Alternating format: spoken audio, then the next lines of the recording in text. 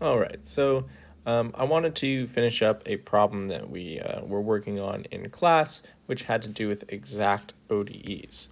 And so just to kind of remind you all what an exact ODE is to kind of get your head straight, the idea is if we just so happen to separate a differential equation into its dx components and a dy component, and we write it in this particular way, and it also just so happens that it equals 0, and then on top of that, it just so happens that this component is the partial derivative of some function containing x and y with respect to x, and this component here is the partial derivative of some function containing y. Then, if that's the case, this entire left side ends up being just the total differential of that function f, and then we have equals 0. And so finding the solution of this happens very quickly. You can just integrate both sides, and on the left side we end up with just our f of x, y. We end up with that function equals some constant on the right. And in class, I went and gave kind of an exact example of when this could happen. And so we were working on an example in class, and just to kind of give us a starting point, so the example that we were working on was dy dx is equal to negative 2xy squared plus 1 all over 2x squared y. And one thing that I pointed out kind of right at the beginning is, we currently have tools for separable differential equations, and then we also have a new tool, the integrating factor method, which we use for linear differential equations that aren't separable. But this form can be used when you have nonlinear differential equations, as long as it fits in this exact form. And so when we did a little bit of separating and finessing, I believe what we ended up getting was that the 2xy squared plus 1,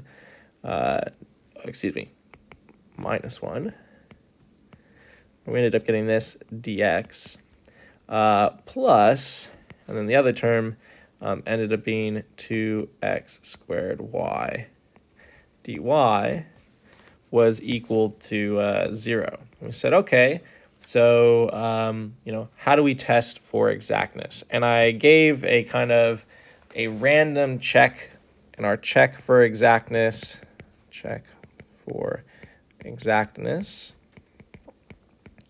this check that we did was that we needed to make sure that the partial derivative of our m with respect to y is equal to the partial derivative of our n term with respect to x. Now, the reason why we kind of are basically we're taking this guy and checking it with, we're kind of checking the derivative with respect to y, and then we're taking this guy over here and checking the derivative with respect to x, has to do with some theory about how we need the second derivative to kind of be interchangeable. There's a little bit of theory there, which for us, I'm going to say doesn't matter too much.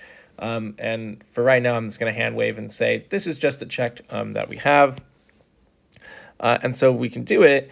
And it turned out that when we did the partial derivative of the kind of m term with respect to y, we got 4xy. And if we do the partial derivative of the n term that we're calling it with respect to x, we also get 4xy. And so we kind of give ourselves a check mark. The other check, of course, is to make sure that we're continuous everywhere, or at least where we're trying to make our solution. But because I didn't give this an IVP, I didn't give this like some initial value over here. And also, these are both definitely continuous for all values of x and y. It's not something that we're going to worry about just right now. So we're gonna kind of proceed along with this problem. And so the question is, okay, so now we know. All right, now we know that the 2xy squared minus 1 is equal to the partial derivative of some function f with respect to x.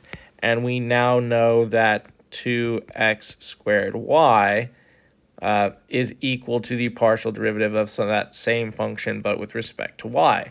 And our goal now is to figure out what f is. So figure out what your f of xy is. Okay, because once we do that, we'll have some function with x and y in it, and the whole goal is to solve for y, so you can just do some rearranging and get y, and you're all done. And so the strategy that you may have seen before if you took Calculus 4, and if not, then this is where you're going to learn it.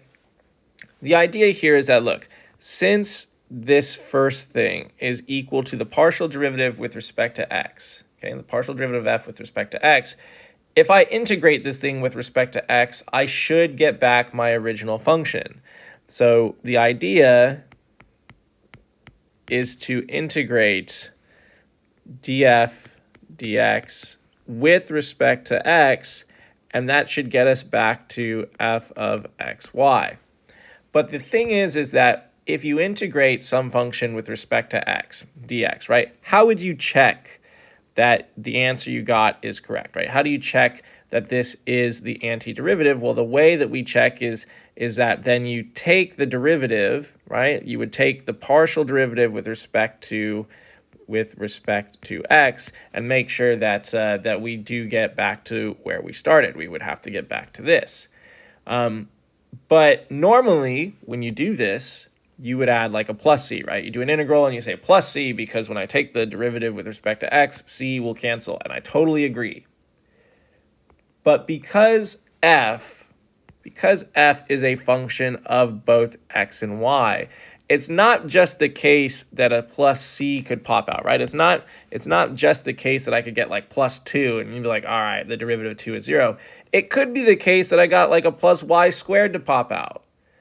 Because if I get a plus y squared, when I take the derivative with respect to x, we would also get 0.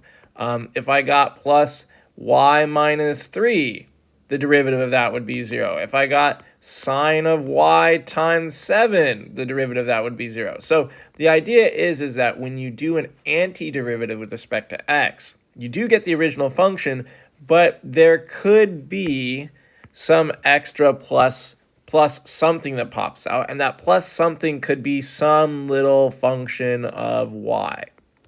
Okay, so I'm going to write that there as kind of like our big brain idea here. And the reason why we need it is because we're going to work with this, and we're going to do the antiderivative. We're going to take the integral of 2xy squared minus 1 dx, and this should get us back our original function. So let's try it. So if we do the antiderivative with respect to x, we get to treat y as a constant. Treat y as a constant.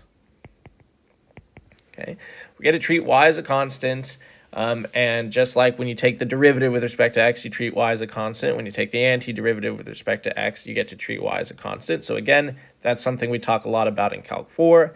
But if you haven't seen that, that's okay. We're getting our first exposure right now. And so if we treat y as a constant and integrate basically just the x term, we'd get x squared over 2, which will cancel out with that 2 in the front.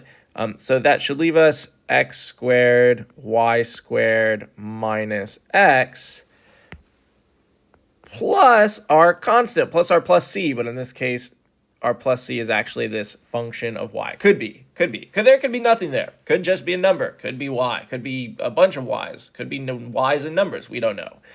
So we have to kind of stick it there.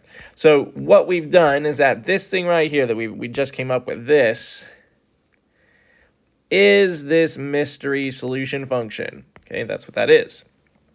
But of course, the last bit of this mystery is like, okay, well, what the heck is g of y, right? What is this? Does it even exist? Is there something there? Well, the only way that we can check is we can do this process again, But let's do it for the other half of the information we have, which is this one here. So we can do the same process for the fact that we know the partial derivative of f with respect to y. And so we can do the antiderivative with respect to y. And if we do this process here, with respect to y means we're treating 2 and x squared as constants, and y is the only thing that we will integrate. And if we do this, we get x squared times y squared, because the divided by 2 will cancel. And then again, in a similar fashion, we're going to get some plus, we'll say, maybe I'll call it h of x, okay? And so now I claim, well, hang on a sec, no, this is my solution function, right? That's my solution function. And the guy on top's like, no, that's my solution function. And so our job is to come and be the big parent and say, whoa, whoa, whoa, whoa, whoa, why don't we just, we're trying to figure out what this solution function is that matches both of the things that we got, right? Because we need it to have this partial derivative, and we also need it to have that partial derivative. So we need some cohesion here. And so the first thing we might notice is, okay, well, they both have an x squared y, or x squared y squared, excuse me. So in our solution function, it probably has x squared y squared. Now, the next thing that we notice is we say, okay, well, this one has some function of x tacked onto it. And it just so happens that we have a extra minus x over here. So it's probably the case, and not probably, it is, but I'm just kind of speaking in storytelling voice, that we have a minus x here. And then you're like, all right, that's good and dandy, but what the heck do we do about this g of y? And we say, well, if we're comparing apples to apples, there is no g of y. So it turns out that this g of y doesn't exist, right? This one ends up just being 0. And I claim that there's no more to add on here, right? I claim. And you're like, well, what if there was a plus c, right? What if this one had a plus c? What if this had a plus c and maybe that had its own plus c? Couldn't that still happen? And I'd be like, well, you're totally right. But remember that the solution to this differential equation, if I scroll back over here, the idea is that we were set up with this equals 0. And when you solve a total differential is equal to 0, your solution is the function equals c. So any actual constants that we get here are just going to be smothered and absorbed and become our new plus c on the other side. So I'm not going to bother us with worrying about genuine plus c's. We're just going to kind of do this process where we're doing some comparisons to what we get for both partial integrals. Okay, and I claim that this right here would be for our differential equation.